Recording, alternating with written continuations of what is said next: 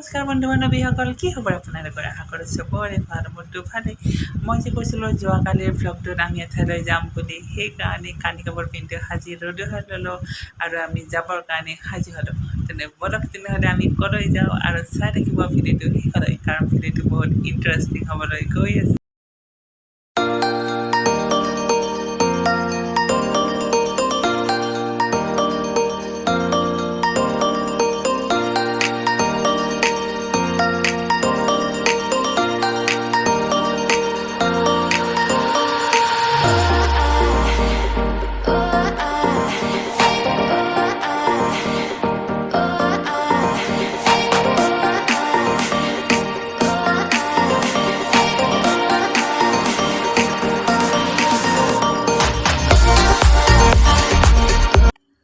আমি আহি সোমালোঁ তেল ডিপোত আৰু তেল ডিপোৰ পৰা তেল ভৰাই আকৌ আমি যাত্ৰা আৰম্ভ কৰিলোঁ।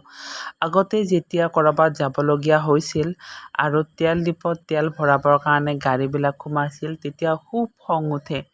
মাথো ৰৈ থাকিবলৈ নাই, যেন গৈহে থাকিম তেনেকুৱা। আৰু এতিয়া তেল ডিপোত সোমাব ভয় লাগে তেলৰ উচ্চ দামৰ কাৰণে, নহয় জানো? কিন্তু কি তেলতো আমি গাড়ীত ভৰাবই লাগিব, তেনেকুৱাতো নহয়, হয়নে নহয়? তেল ভৰাই আকৌ আমি যাত্ৰা আৰম্ভ কৰিলোঁ আৰু কাষত থকা সেউজীয়া গছবিলাকে সঁচাই মনটো খুব আনন্দিত কৰি তুলিলে। কথা পাতি আহি থাকোঁতে কেতিয়া বাইহাটা চাৰিআলি পাৰ হৈ আহিলোঁ আমি গমকে নাপালোঁ। আৰু দূৰণিত দেখিলোঁ বগা মেঘবোৰে কিছুমান, যেন সিহঁতে আমাক হাত বাউল দি মাতি আছে, সিহঁতৰ লগত আমি উমলিব লাগে, খেলা খেলিব লাগে। তেনেকুৱা এক অনুভৱ হয়। আপোনালোকৰ কেতিয়াবা তেনেকুৱা অনুভৱ হয়নে? কমেণ্টত মোক জনাবচোন বাৰু।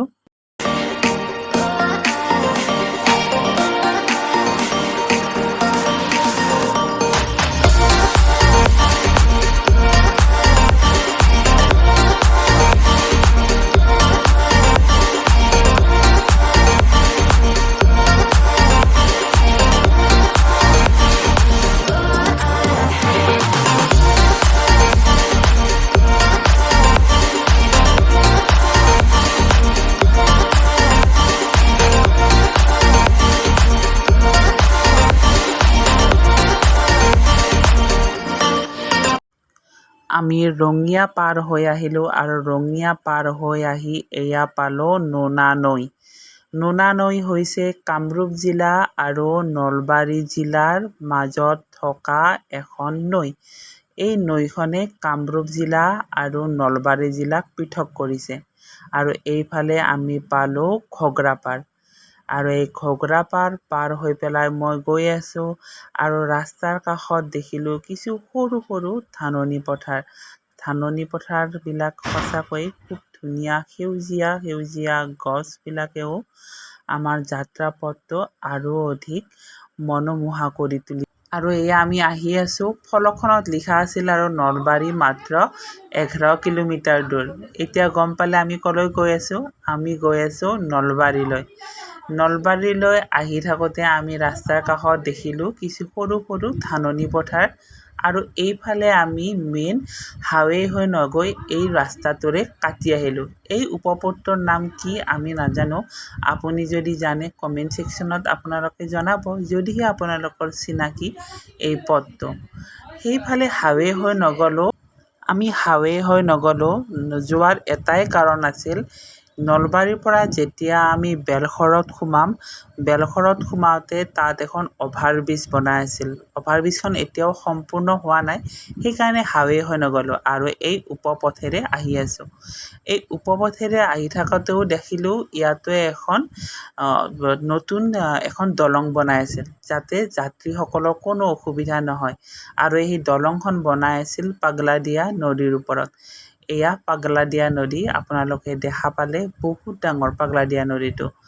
আৰু ইয়াত ডাঙৰ বাহন সোমোৱাত বাধা আছিল। আৰু সেই পাগলাদিয়া নদী পাৰ হৈ আহি আমি সোমালোঁ মেইন নলবাৰী চহৰত।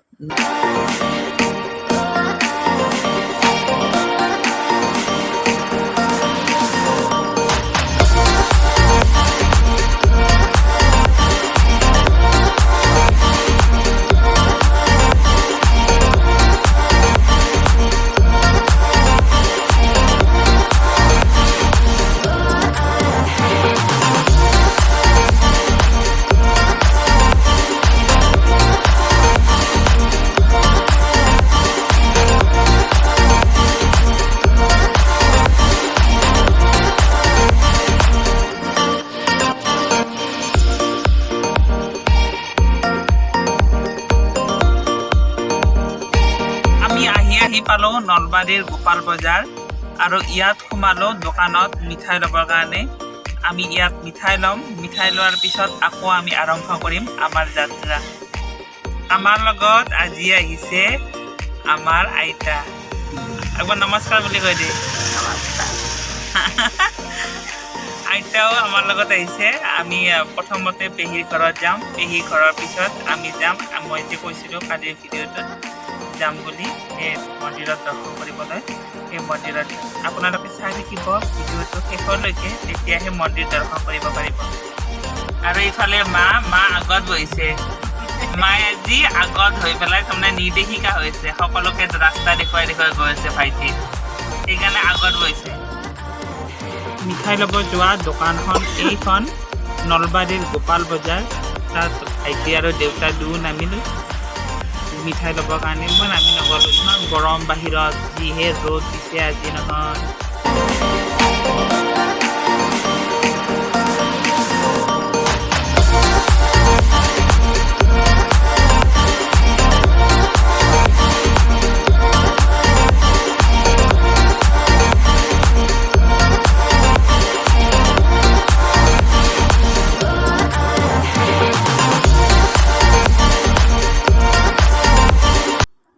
এয়া সোমালোঁ বেলশৰৰ অভিমুখে, মানে বিহামপুৰেৰে এতিয়া আমি গৈ আছোঁ।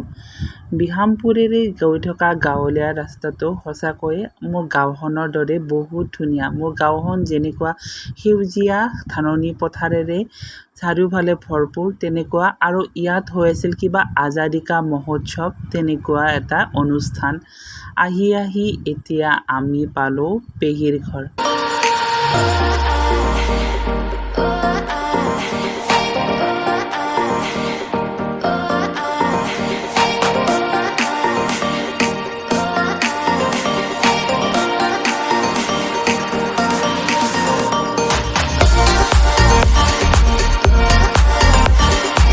এয়া পেহীৰ ঘৰত ভণ্টি আৰু ভাইটিৰ লগত কটোৱা কিছুমান সুন্দৰ মুহূৰ্ত কেমেৰাত বন্দী কৰিলোঁ। আৰু চাহ পানী খাই ওলাই আহিলোঁ আমি ভিলেজৰ দেৱালয়ৰ অভিমুখে।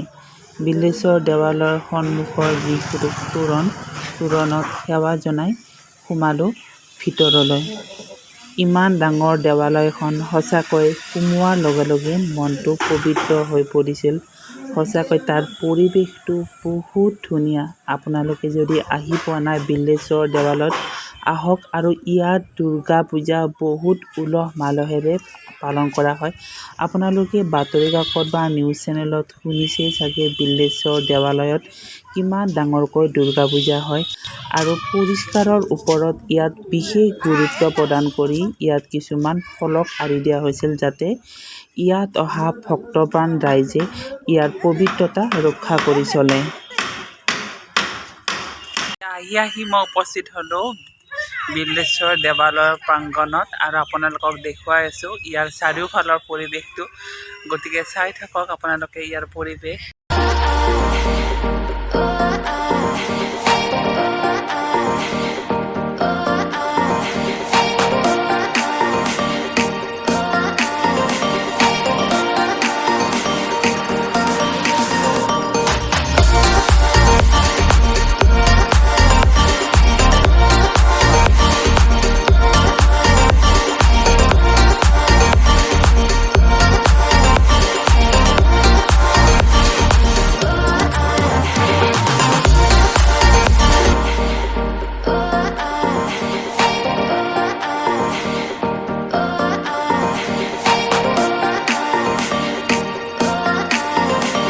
কেতিয়াও নেদেখা এটা আচৰিত গৰু দেখা পালোঁ। গৰুটোৰ পিঠিয়েদি ওলাইছে এডাল নেজৰ দৰে।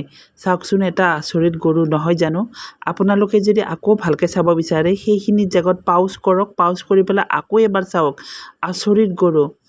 আৰু সেই গৰুটো চোৱাৰ পিছত সঁচাকৈ মনটো এটা যেন পবিত্ৰ ভাৱ এটা সোমাই গ'ল, তেনেকুৱা লাগিল। আৰু তাৰপিছত আহি পেলাই চালোঁ মন্দিৰটোৰ চাৰিওফালৰ দৃশ্য। আৰু মোৰ কাজিনসকলে কোৱা মতে এই মন্দিৰটোৰ আধা হেনো মাটিত পোতা গৈছিল। এই দেখা পাইছেনে এইবিলাকত কি যে লাগি আছে বোকা বোকা সেইবিলাক বোলে মাটিত পোতা গৈছিল সেই মাটিবিলাক তাৰ পৰা উলিয়াই আনি সেইখিনি আকৌ ধুনীয়াকৈ পাকাৰে পকীৰে সজাই দিছে যাতে দেখাত ধুনীয়া দেখি তেনেকুৱা আৰু এয়া মন্দিৰৰ চাৰিওফালৰ এটা অভাৰভিউ মন্দিৰটো কেনেকুৱা আপোনালোকক দেখুৱালোঁ আপোনালোকে যদি আহিব বিচাৰে আহক তেনে আৰু উপভোগ কৰক আপোনালোকে দৰ্শন কৰক মোৰ মনত পবিত্ৰ ভাৱ এটা লৈ পেলাই এই পবিত্ৰ দেৱালয়ৰ পৰা আৰু লগতে আজিৰ এই ভ্লগটোৰ পৰা বিদায় মাগিছোঁ ভ্লগটো যদি ভাল পালে তেনেহ'লে লাইক কমেণ্ট আৰু লগতে মোৰ চেনেলটোৰ আপোনালোকে যদি নতুন ছাবস্ক্ৰাইব কৰিবলৈ একেবাৰে নাপাহৰিব তেনেহ'লে বিদায় মাগিছোঁ ধন্যবাদ